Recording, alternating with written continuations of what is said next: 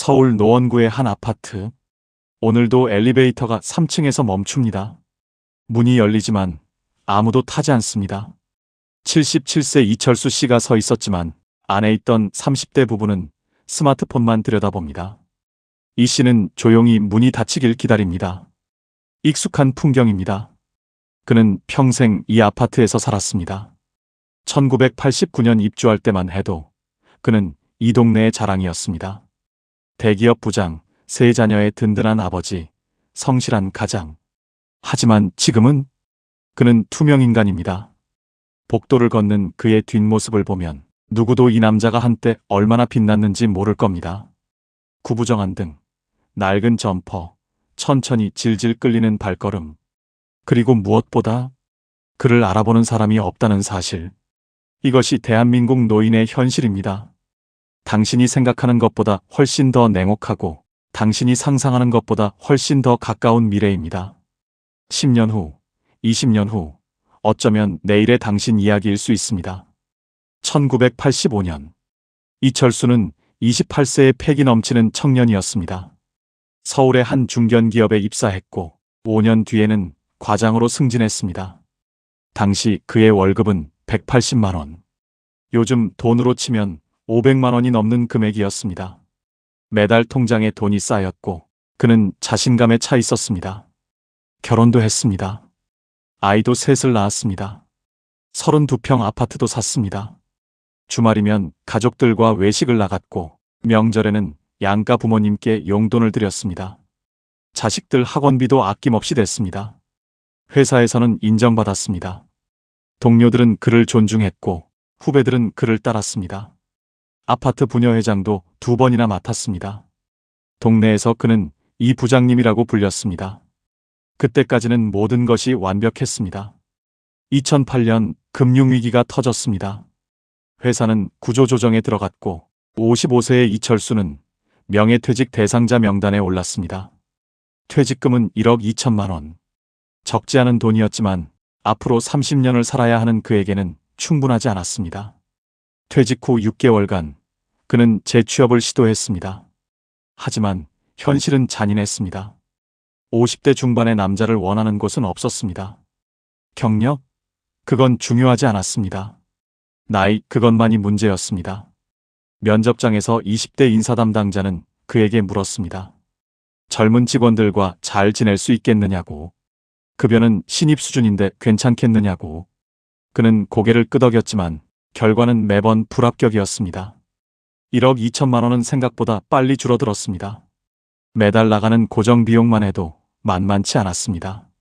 아파트 관리비 20만 원, 통신비 15만 원, 보험료 30만 원, 식비와 생활비까지 합치면 월 150만 원은 기본이었습니다.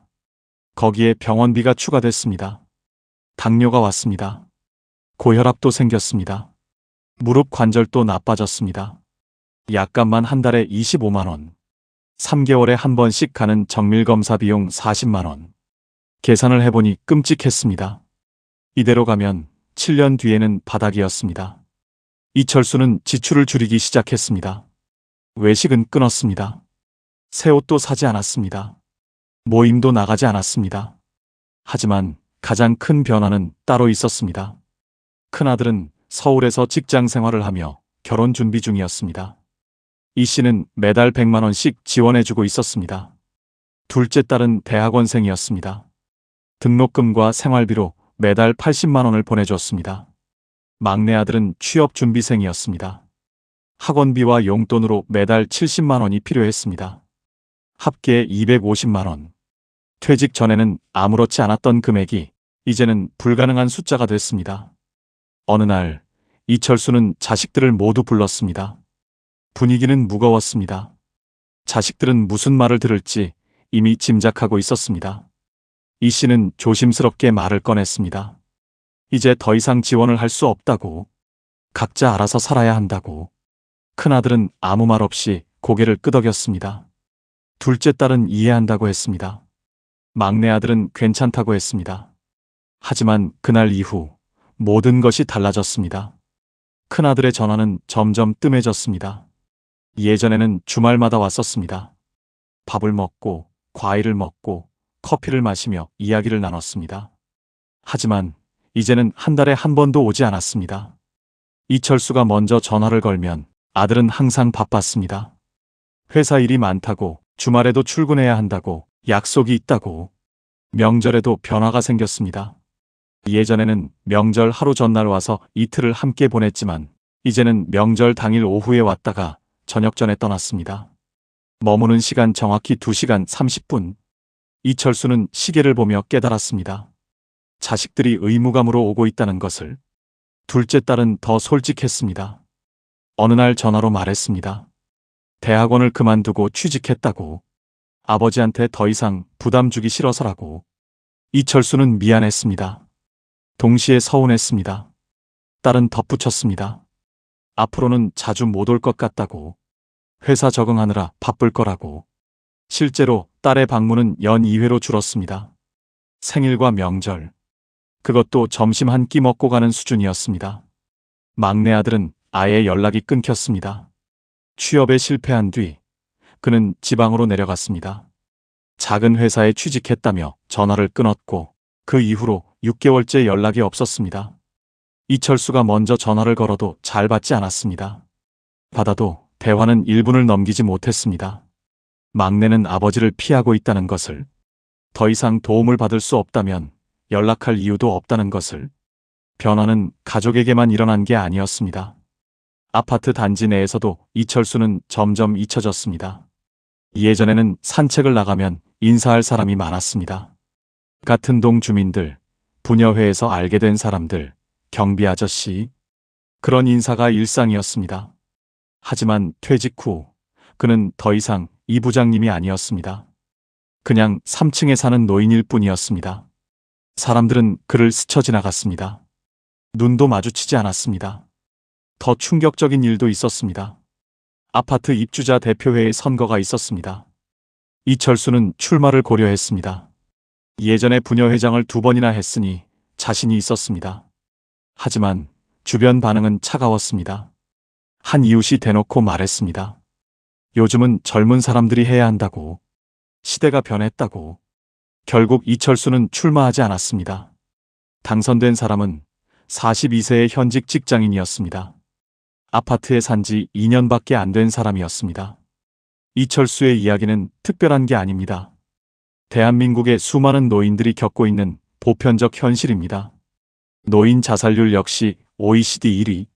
하루 평균 노인이 스스로 생을 마감합니다. 더 무서운 건 이유입니다. 자살 원인 1위가 경제적 어려움, 자살 원인 2위가 외로움과 고독. 통계청 자료를 보면 더 명확합니다. 65세 이상 노인이 극심한 외로움을 느낍니다. 하루에 90초. 그게 한국 노인들이 누군가와 나누는 대화의 전부입니다. 더 충격적인 조사도 있습니다. 당신이 3일간 연락이 안 되면 걱정해서 찾아올 사람이 있습니까? 없다.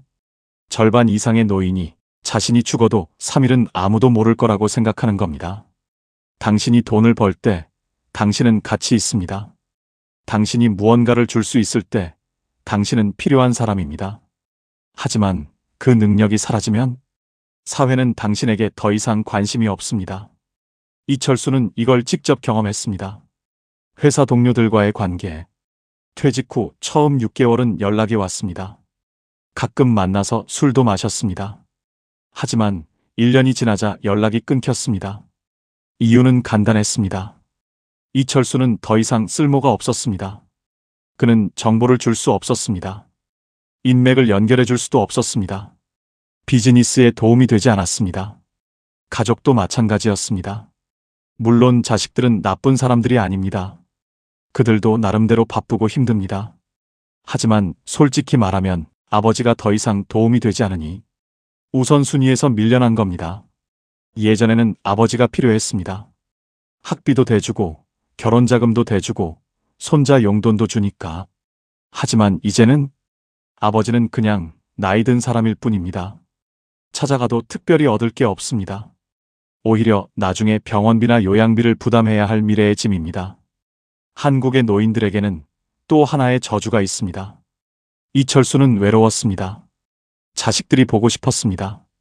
누군가와 이야기하고 싶었습니다. 하지만 먼저 연락할 수 없었습니다. 바쁜데 내가 폐를 끼치는 건 아닐까? 집착하는 늙은이로 보이면 어쩌지? 자식들한테 짐이 되고 싶지 않아. 평생을 자식에게 베풀며 산 부모들은 역설적으로 자식에게 부담이 되는 것을 극도로 두려워합니다. 어느 겨울날 이철수는 집에서 넘어졌습니다. 욕실 바닥이 얼어서 미끄러웠습니다. 엉덩방아를 찧었고 허리가 심하게 아팠습니다. 혼자 일어나는데 10분이 걸렸습니다. 거실로 기어나와 소파에 누웠습니다. 전화기를 봤습니다. 큰아들에게 전화하고 싶었습니다. 병원에 같이 가달라고 말하고 싶었습니다. 하지만 전화기를 들 수 없었습니다. 아들도 바쁠 텐데 이런 일로 전화하면 부담스러워 하겠지. 결국 혼자 동네 정형외과에 갔습니다. 버스를 타고 절뚝거리며 진단 결과는 꼬리뼈 금간 골절. 2주간 안정이 필요했습니다. 하지만 자식들은 몰랐습니다. 이철수가 끝내 말하지 않았으니까요. 변화는 우연히 찾아왔습니다. 어느 봄날 오후 이철수는 아파트 단지 내 벤치에 앉아 있었습니다. 특별한 이유는 없었습니다. 집에만 있기가 답답해서였습니다. 옆 벤치에 비슷한 연배의 남자가 앉았습니다. 두 사람은 한동안 말없이 앞을 바라봤습니다. 낯선 남자가 먼저 입을 열었습니다. 요즘 날씨 참 좋네요. 이철수는 고개를 끄덕였습니다. 그러게요. 짧은 대화였지만 뭔가 달랐습니다. 오랜만에 누군가와 나눈 자연스러운 대화였습니다. 그날 이후 두 사람은 자주 마주쳤습니다. 매일 오후 2시쯤 같은 벤치에 앉았습니다. 처음에는 날씨 이야기만 했습니다. 점차 대화가 깊어졌습니다. 낯선 남자, 박영수 씨도 비슷한 처지였습니다. 퇴직자, 자식들과 멀어진 아버지, 외로운 노인. 두 사람은 서로의 이야기를 나눴습니다. 퇴직 후의 허전함, 가족과의 거리감, 말하지 못했던 외로움. 이상했습니다.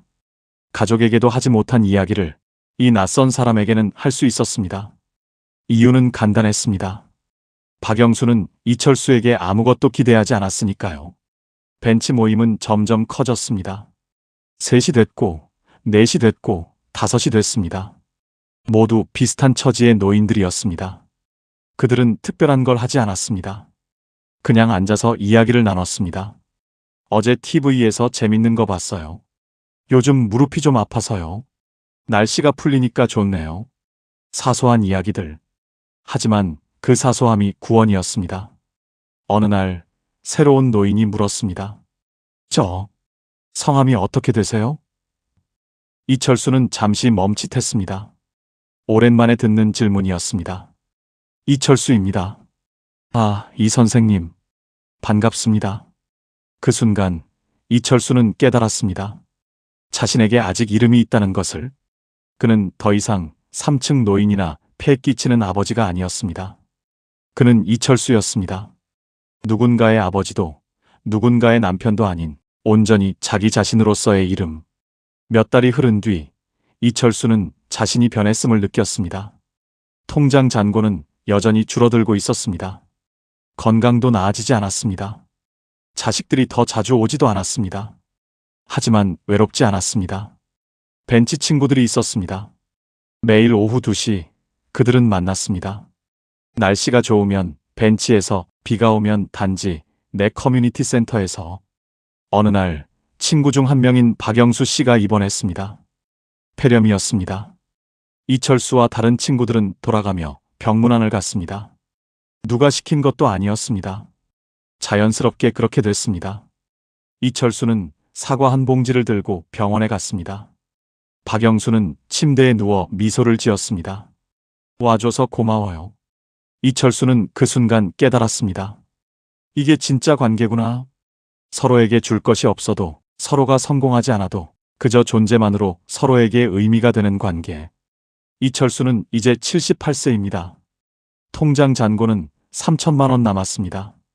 연금을 합쳐도 한 달에 쓸 수 있는 돈은 120만 원. 넉넉하지 않습니다. 자식들과의 관계도 극적으로 나아지지 않았습니다. 여전히 명절에만 봅니다. 전화도 한 달에 한두 번.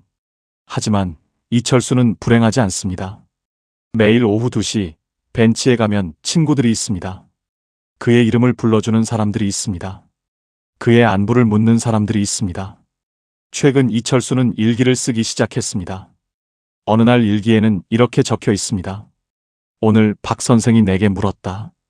요즘 허리는 좀 나았냐고. 그 질문이 얼마나 고마운지 모른다. 누군가 내 건강을 걱정해준다는 게, 누군가 나를 기억해준다는 게, 돈이 많았을 때는 이런 걸 몰랐다. 사람들이 내 돈을 보는지, 나를 보는지.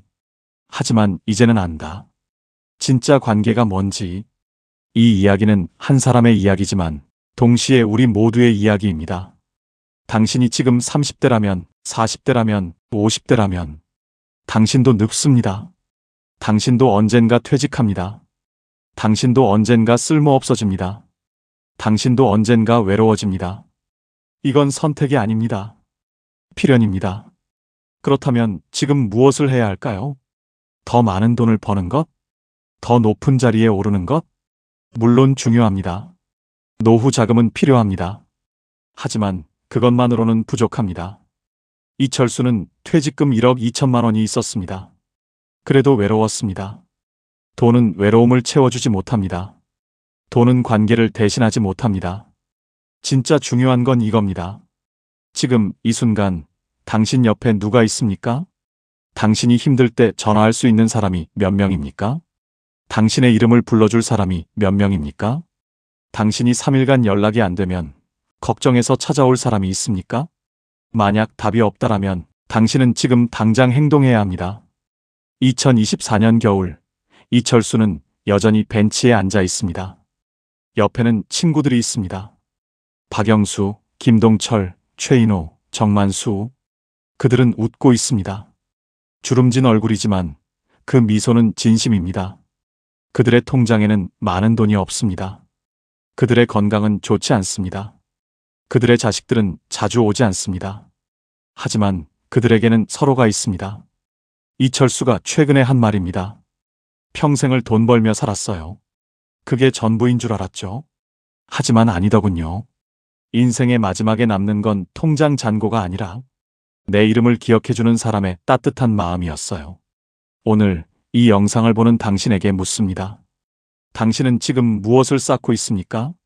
돈입니까? 관계입니까? 성공입니까? 마음입니까? 10년 후, 20년 후 당신 옆에 누가 남아 있을까요?